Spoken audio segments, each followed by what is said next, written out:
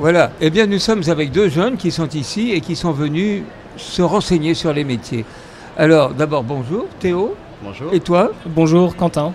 Quentin et Théo. Alors vous êtes d'abord, d'où êtes-vous? Alors moi je suis de la région lyonnaise et je travaille dans l'industrie nucléaire, donc dans la centrale nucléaire du Bugey, à proximité d'Ambérieu.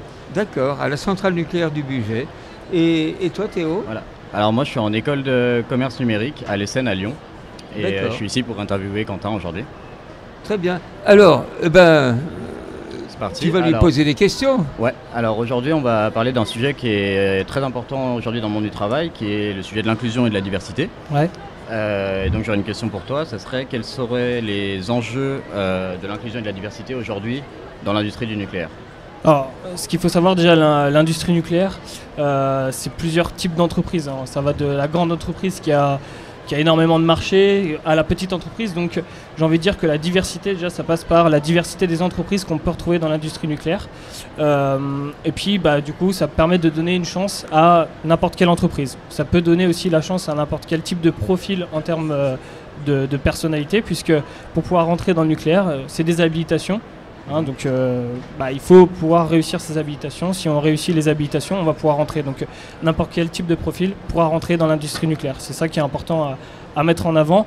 Et ce que j'ai envie de mettre aussi en avant, c'est peut-être la mixité aussi des profils. On a de plus en plus, au départ c'est vrai que les activités de maintenance dans l'industrie nucléaire étaient très masculins, mais on a de plus en plus de profils féminins qui viennent dans l'industrie nucléaire. Donc on voit vraiment une diversité de profils aussi dans ce type de secteur. Ok. Et est-ce que vous, qui représentez l'IFAR, est-ce que l'IFAR travaille justement dans la communication et le recrutement pour améliorer cette mixité?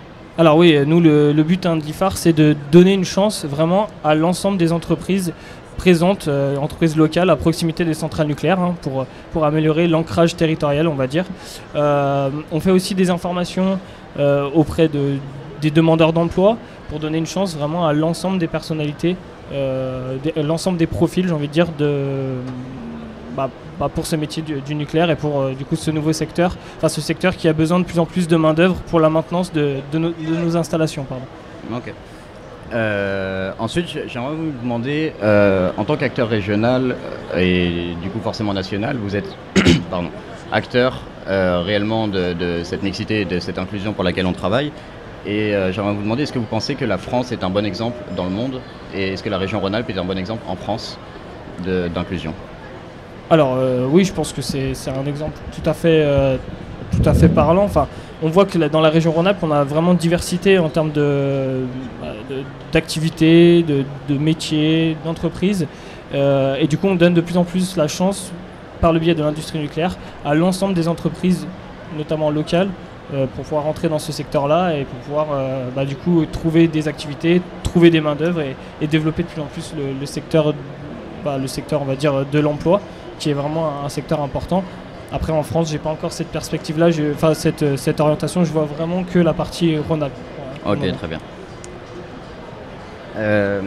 Ensuite, alors c'est très intéressant, tout ça, on a l'impression que tout est très beau, etc. Mais on sait qu'aujourd'hui, la mixité et l'inclusion, c'est pas parfait. C'est pour ça qu'on travaille dessus et qu'on en parle aujourd'hui.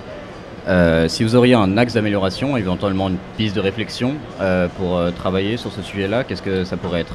Alors, pour améliorer, je vais dire la mixité. On sait que l'industrie nucléaire, comme on va dire l'industrie classique, c'est les conditions de travail, la qualité de vie au travail qui est peut-être un petit peu plus difficile et qui peut restreindre, on va dire, les profils, notamment féminins.